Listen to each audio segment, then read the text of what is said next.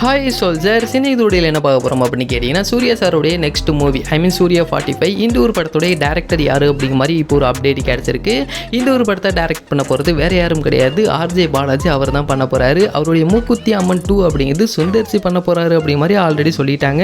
இப்போ சூர்யா 45 அவர் தான் டேரக்ட் பண்ண போகிறாரு. இந்த ஒரு படத்தை ட்ரீம் வாரியர் பிக்சர் சூர்யா சாருடைய சொந்தக்காரங்க தான், அவங்க தான் இந்த ஒரு படத்தை தயாரிக்க போகிறாங்க.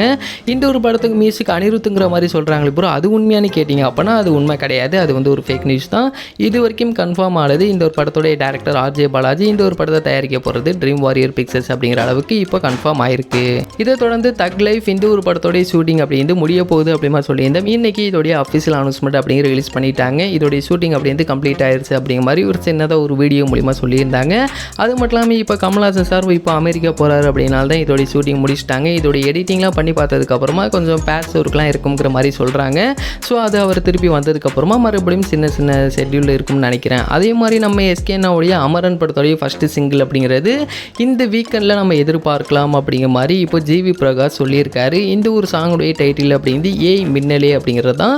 இது வந்து ஒரு லவ் ட்ராக். உண்மையாகவே இந்த ஒரு சாங் அப்படிங்கிறது வேறு லெவலில் வந்திருக்குங்கிற மாதிரி ஆல்ரெடி ஜிவி பிரகாஷே சொல்லியிருந்தார். அப்படின்னால இதோடைய ஃபஸ்ட்டு சிங்கிள் எந்த மாதிரி இருக்க போகுது அப்படிங்கிறத வெயிட் பண்ணி பார்த்து தெரிஞ்சுக்கலாம். அதே மாதிரி தனுஷாருடைய நெக்ஸ்ட் இட்லி கடையில் யார் யாருப்பா இருக்காங்க அப்படி மாதிரி பார்க்கும்போது அருண் விஜய் இருக்காரு அப்படிங்கிற மாதிரி ஒரு அப்டேட் வந்துச்சு.